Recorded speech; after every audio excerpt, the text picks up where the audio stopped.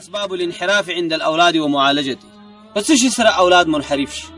منحرف دا چې د صحیح تربیه نه واوړي، اخلاق خراب شي، فاسد شي، دروغ پکې پیدا شي، فحاشي بے حیايي پکې پیدا شي، بیل ماضي پکې پیدا شي، د کشرو باندې احترام پکې ورک شي، د مشر ادب ورک شي، یو حیوان ته جوړ شي چې دې ته انحراف ویل کی. دغه د انحراف لپاره کوم اسباب؟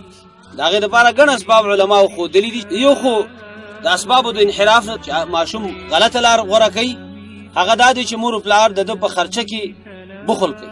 معنا دا ده چې یا خو سخت غریبي وي، د بچی ضرورتونه په کور کې نه برابرېږي، یا دا چې پلار بخیل لیدل نه ور کوي، هغه ضرورت ده مناسب چې هغه د په سبق کې خرچه کیږي، د په جامه باندې، د په نفقه باندې، د ضرورتونو شته. د ماشوم ضرورتونه لري، ضرورتونه به هغه ته نه پرې ته به ولا پوره کې. نو چې ته ول ضرورتونه پوره نه کی، هغه مجبور دی چې د دې ضرورتونو د پوره کولو لپاره یو بل لار انتخاب کړي. هغه بل لار او بیا داسې لار چې پاغي باندې او بیا تخپه، نو هغه بیا بل چا تلاش دي سوال وکي، یا به هغه خپل ځان تسلیمي چې هغه په هر څه کوي. ضرورت چې پیدا شي ولاره به ځان ته انتخابه.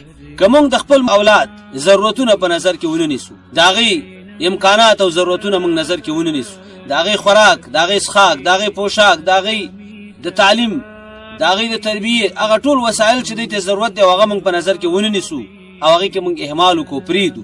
خته یې نه چې بچي می پتن باندې بربنده په نسبانه وګی دي، د تعلیم معیارونه صحیح نه دي او د تاسو سره وشته او اشاره بس کوي، ضرورتونه به پوره کوي. ضرور دغه ضرورتونه کده د پکور کې پرونه شودای د سارانه پوره کوي، د سارانه چې پوره کوي چې په هر لار باندې مشروع کنه مشروع.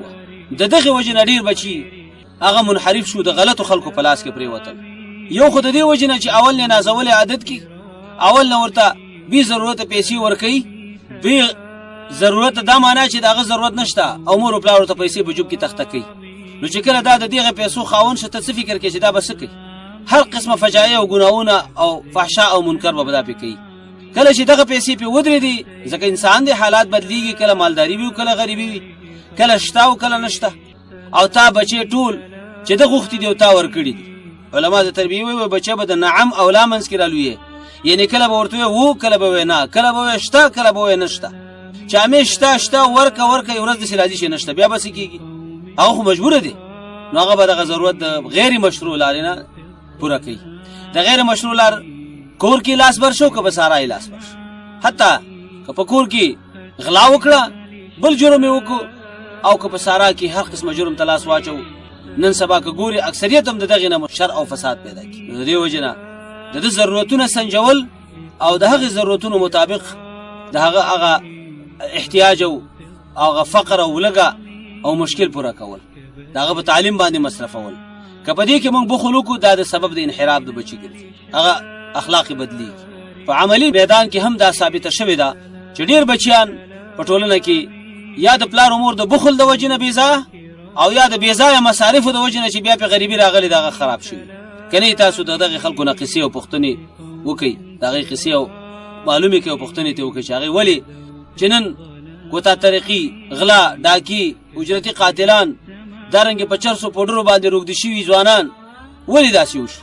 ضرور پکې دا مسله ده چې هغه ته دغه امکانات پلاس نه ورتل چې کم د تمخ کیو، هغه ضرورتونه وس نه پوره کیږي چې کم مخ کیو، او بے ځای عادت شوی دی او دغه سالمه تربیه نه ده شوی، نن هغه غیر مشروع علاج نه پوره. دارنګ د انحراف د اسباب علماء د مور او پلار مسلسل نزاع، شقاق، جګړه، اختلاف، پلمنځي کورنۍ شخړې خودلی، او د اساسي عواملونو د بچی د انحراف خودلی ده چې د مور او پلار په منځ کې همیش جګړې وي، همیش وهل ټکول وي، همیش کنځلې وي. د چې د کورنۍ کې سر راوچت کړي دي، نو په دې راوچت شوی دی چې را مور باندې همیش سر مات او د پلار ګیره همیش وتلی ده، او دارنګي جامې شکېدلې دي، او دغه کشبکش او جګړې دي په کورونو کې. دغه سبب د انحراف د بچی جوړیږي. بچي مینې ته ضرورت لري، شفقت ته ضرورت لري، حنانیت ته ضرورت لري، او مهرباني ته ضرورت لري چې د مور مینه او محبت واخلي، د پلار شفقت او مینه واخلي. دا چې په دې کور کې محروم دي نه، دا بچي منحرف کی، دا بچي د دې کور نه کرکه کوي، نفرت کوي، کور ته ناراضي، د کور نه بهر خوشاله دي. او طبعا چې د کم ماشوم د کور نه بهر وخت ډیر تیریږي، د کور نه بهر ساعت تیروي، او د کور نه بهر خوشاله هغه ماشوم ښکار کیږي د داسې خلکو چې هغه بیا د اخلاق خراب کوي. ماشوم باید د سارانه کور سره ډیره مینه ولري، چې مکتب ته ځي نو په منډه کور ته ځان رسوي، جومات ته ځي بیرته کور ته ځان رسوي، دکان ته ځي کور ته ځان رسوي. معنا دا چې کور یې ډېر زیات ورته محبوب دی د سارانه. دا کامیابه تربیه ده او دا کامیاب ماشوم دی او دغه کورنۍ کامیابه ده. اوس راشه مونږ ګورو چې زمونږ د بچو زیات وخت په کورونو کې تېرېږي که په بازارونو کې تېرېږي. زیات وخت په کورونو کې تېرېږي که په ډاګو میدانونو او په شاړو کې او بیابانو تېرېږي. ډېر بچي دي چې هغې ته کور جهنم ښکاري، دایمي د مور پلار د وجې نه، د جګړو نه په کور کې اخو ډب بغیر د دې نه چې یا کنځلې په کور کې اوري او یا کوتکونه واریږي او یا خښتې او ګټې واریږي، دا بیچاره بل څه نه.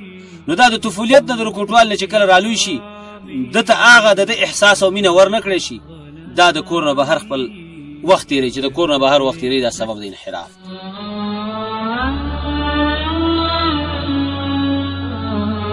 سلامي سلامي